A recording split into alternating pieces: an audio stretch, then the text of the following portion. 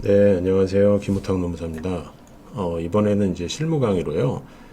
얼마 전에 5월 11일에 있었던 대법원 전원합의체 사회통념상 합리성 취역규칙 변경과 관련해서 이른바 사통합의라고 하는 그 어떤 법리를 파괴시킨 그 판결에 대해서 잠깐 소개시켜 드릴게요.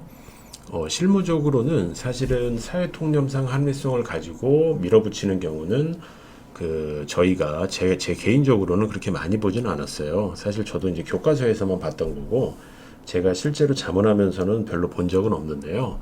어쨌든 전원합의체 판결이기 때문에 또 여러 가지 이제 뭐 공인노무사 시험도 그렇고 실무적으로 실제로 변경할 때 주의하셔야 될 점이 있기 때문에 그 관련해서 한번 말씀을 드릴게요. 일단 요거를 만약에 여러 이제 어떤 정보를 가지고 처음 보셨던 분들은 일단 중심을 어디로 잡으셔야 되냐면요. 일단 근로기준법 94조의 내용을 보시게 되면 이건 명백하게 법이에요. 그래서 취업규칙에 작성 변경 절차가 나와 있거든요.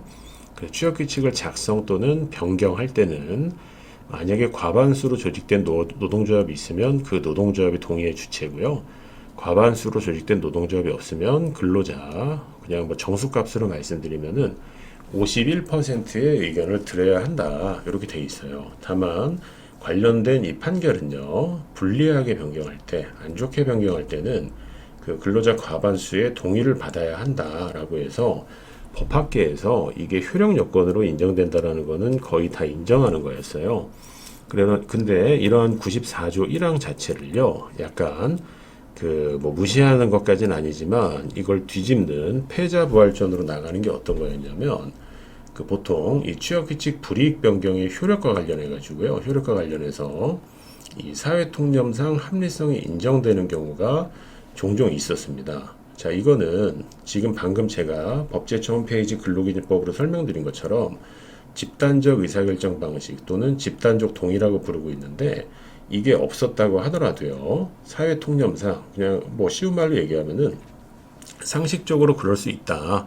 라고 인정되는 경우에는 동의가 없더라도 취업규칙의 불이익 변경의 효력을 인정했던 거예요. 근데 이 지금 판례가 나온 거는 일단은 일본의 어떤 그 법리를 약간 응용한 거기도 하고요. 여기 보시게 되면 판례 번호가 2010년 판례, 그리고 보시면 거의 지금 30년 전인 93년 판례예요. 근데 30년 전이면요, 강산이 3번이나 바뀔 정도의 시간이어서 그때의 사회통념, 그때의 상식과 지금의 상식은 안 맞을 거예요.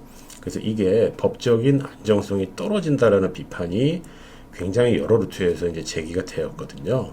근데 이제 뭐 이미 끝난 얘기지만 이게 그 불이익 변경 관련해서 취업규칙 불이익 변경의 효력이 인정되지 않는다. 그 말은 뭐냐면 그 어떤 소정의 절차, 94조 제1항의 소정의 절차라는 것은 과반동의라는 집단적 동의가 없으면 효력이 인정되지 않는다라는 것을 전제를 했어요. 하지만 IMF 구제금융이나 이 지금 대법원 전원합의체 판결처럼 모든 그 대한민국 소속 회사들이 주 44시간에서 40시간으로 전환되는 우리 회사만 적용되는 게 아니라 전체가 적용되기 때문에 어쩔 수 없었다라고 해서 바꿀 수밖에 없었다라는 그 규범성을 부인할 수 없을 정도로 합리성이 인정되는 경우에 되게 제한적으로 인정을 했던 거예요.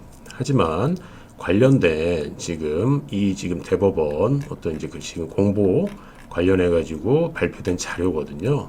보시게 되면 공보연구관실에서 이게 며칠 전에 이제 배포한 자료예요. 보시게 되면은 일단은 근로자의 집단적 동의권, 그러니까 과반수 이상의 동의를 받지 않으면 원칙적으로 무효이다. 이걸 완전히 이제 선언한 판결이고요. 하지만 이 판결을 가지고요. 여기 2017 다 이하 어쩌고 저쩌고 전원합의체 판결에서는요. 노동조합이나 근로자들의 동의권을 남용해서 무조건적인 반대를 했다. 그럴 때는 제한적으로 그 어떤 취업규칙의 불이익 변경의 유효성을 판단할 수 있다라는 논리는 열었지만 이거에 대해서 구체적으로 판단하지는 않았어요. 그래서 이거는 어떤 유사한 소송이 제기될 때 어떤 예외적으로 인정하기 위한 논리를 여지를 남겨놨다라고 보고요. 이 중요한 거는 과반수 이상의 동의를 받지 않으면 원칙적으로 무효다. 그래서 종래의 대법원 판례를 모두 변경한다. 이게 가장 중요한 거예요.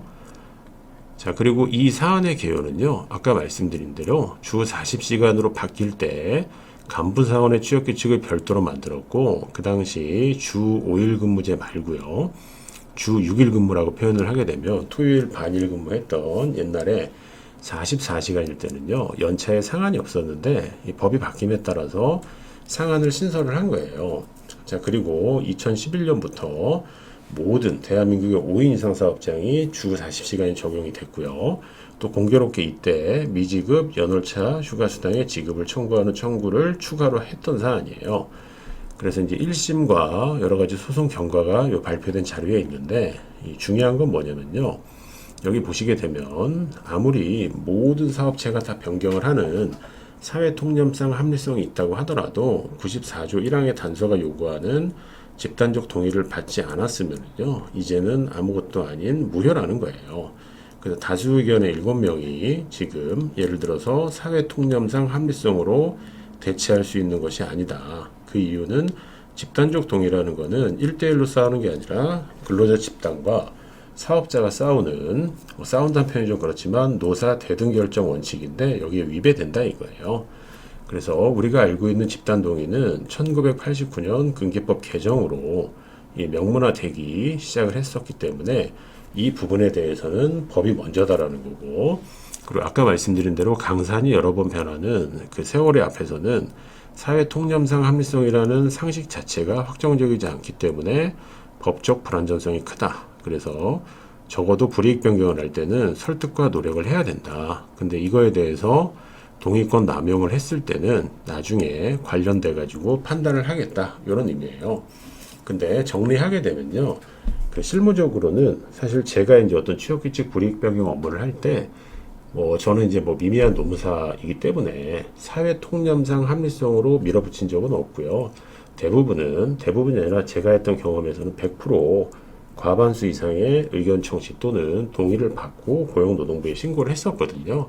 근데 설령 제가 이제 앞으로 이러한 어떤 사안을 만난다 치더라도요, 이제는 뭐냐면 그 사회 통념상 합리성은 그 시대적으로 되게 가변적이고 유동적이기 때문에 그 인정할 수 없다라는 그 결론이고요.